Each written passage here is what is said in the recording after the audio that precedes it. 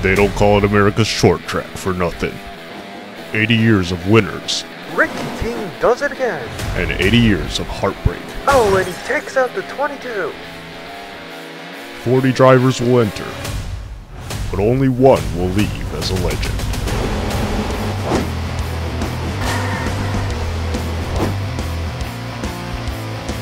Leftington 500, this Sunday only on Myopic Entertainment.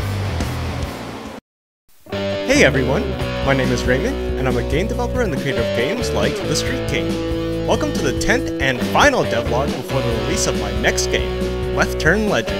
And yes, you heard that right.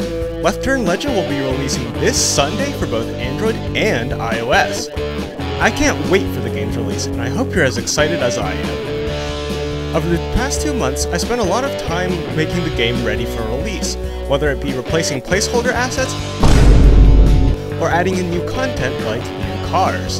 Hopefully I didn't forget to replace any of the placeholder assets. Anyways, let's take a deeper look at the race to the finish.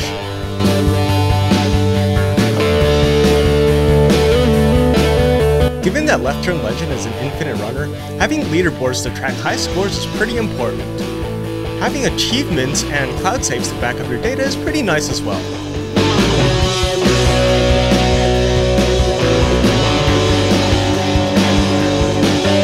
For this, there are two major systems to work with: Google Play Games on Android and Game Center on iOS.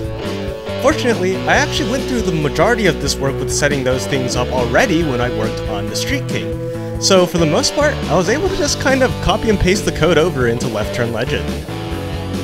There are currently 3 leaderboards in Left Turn Legend, one for each game mode. There are also 40 achievements for you to collect along the way. These range from career milestones like spending a certain amount of money to crazy things like doing something super specific for a certain sponsor. And I have a challenge for you guys. You think you can become the first person to complete every single achievement in Left Turn Legend after it releases? Hop over to my Discord server and let me know with screenshots once you've completed them all, and we'll see if you were the first or not.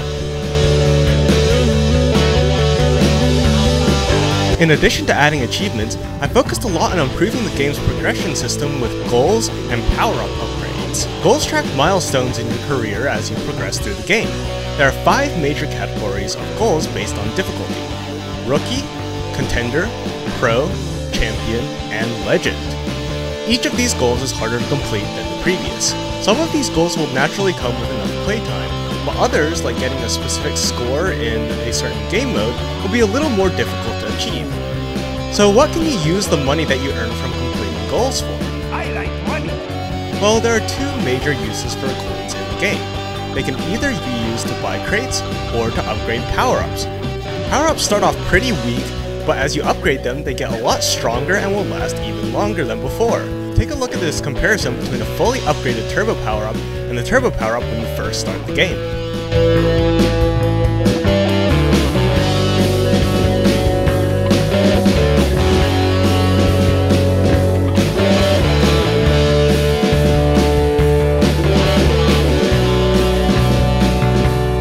The biggest things I've always wanted to focus on from the start of Left Turn Legend is having a big car list that focuses on stock car racing throughout its history, not just modern stock car racing, but all the way back to its start. In my previous devlog, I had cars represented all the way up from the 1970s to the modern day, but we can go back further than that, down to the 60s, 50s, and even 1940s, and so that's exactly what I did. For this devlog, I added not 5 cars, not 10 cars, not 20 cars, but 30 new cars to the game. This took a ton of time to do, but it was really fun to come up with all of the different details of the cars, whether it be their name, the logo, kind of the lore behind the car and why it was in stock car racing in the first place. I won't go through the cars individually since there's, well, 30 of them, but here's a quick slideshow of some of the cooler ones.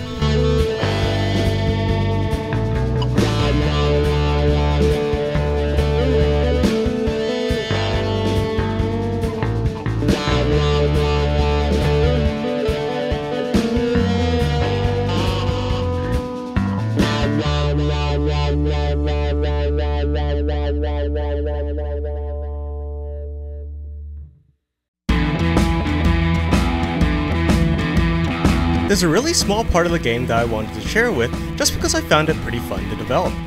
It's not something that you're going to see all too often, but I'm really happy with how the final effect turned out.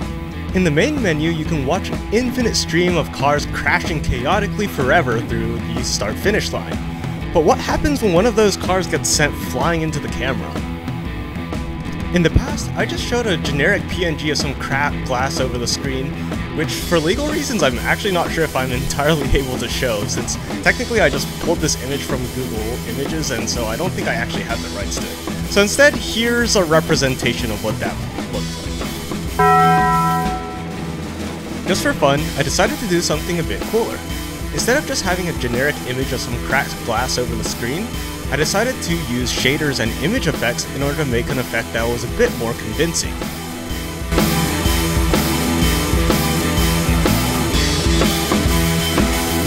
There's a few interesting things going on with this effect. First, you'll notice that the boundaries between the shards of glass is a bit darker. And second, and much more importantly, you'll notice that each of these shards of glass refracts the scene behind it in a different way, which really helps to sell the effect that it's actual glass being cracked and not just some image overlaid onto the screen.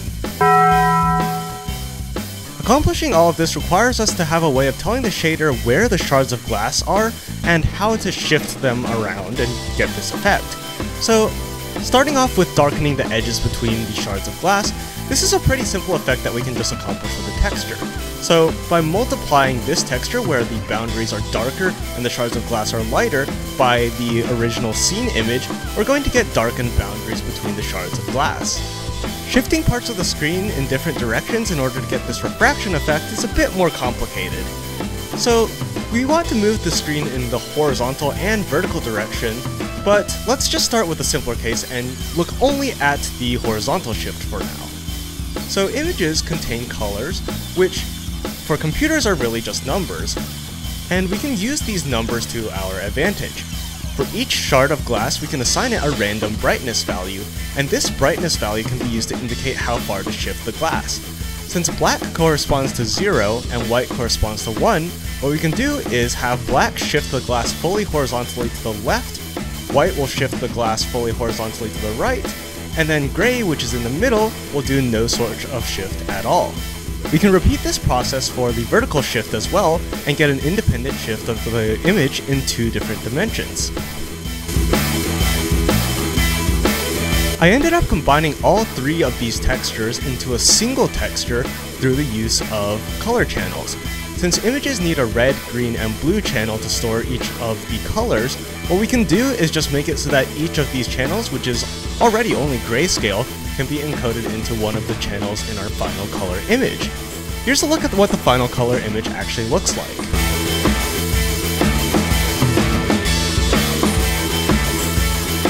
This concludes all the new content I'll be covering in the 10th and final devlog before Left Turn Legends release. I'm super excited to get this game out, and I hope you guys all check it out when it's out this Sunday. Making this game was quite a journey. I started working on this in December of 2020, which is over 2 years ago, but the foundation for the game was laid far before that. Years before, actually. At this point, I don't remember the exact timeline, but I'd say maybe around 6 or so years ago, back when I was still working on the Street King, I created an event in the Street King called Left Turn Legend, and it was a parody of oval circuit racing in America where cars only go left. Little did I know that several years into the future I'd be taking this idea and making it into its entire own spin-off game. I took the lessons I learned from creating the Street King in making my code clean and keeping my project organized and applied those to Left Turn Legend, but I also learned a lot along the way with making Left Turn Legend. I spent a lot of time studying other mobile games that were similar to it, especially infinite runners from my childhood like Temple Run and Subway Surfers. Even though those games don't feature cars in any way, it still has a lot of similar mechanics in terms of the gameplay loop. However, the main idea for Left Turn Legend is still, in my opinion, pretty unique. I've never played a racing game before where you could only turn in one direction. Making this 10-part devlog series was also a really cool and fun experience for me. When I first started this off, I wasn't really sure what I was doing, to be honest, and if you watch back on my older videos, I would say that, in my opinion, I've improved the quality of these a lot. It was really fun trying out long-form YouTube content, and along the way, I think I got a lot better at doing it. Watching my old videos, I just noticed how monotone my voice is compared to now, and I think that this sort of content's really fun to make and something that I want to keep doing in the future with my future projects as well. If you've made it this far, thank you so much for watching, and if you watch every single devlog, then you're awesome. And especially huge thanks to my king patrons, GrandAM67 and TheLegomaniac10 for supporting me and my games throughout all of these years. If you'd also like to support me and my projects, please do check out my Patreon page in the video description. Before I go, I just want to mention that in addition to the traditional bonus gameplay I usually include at the end of these devlogs, I'll also be including a slideshow of sorts that shows the evolution of Leftington Legend all the way back from its start in Devlog 1 to right now when it's about to be released. I think it's really cool how far this game has come, and I wanted to kind of showcase that in a time-lapse sort of thing. So, with that all being said, thank you so much for watching, and play Leftington Legend when it comes out this Sunday.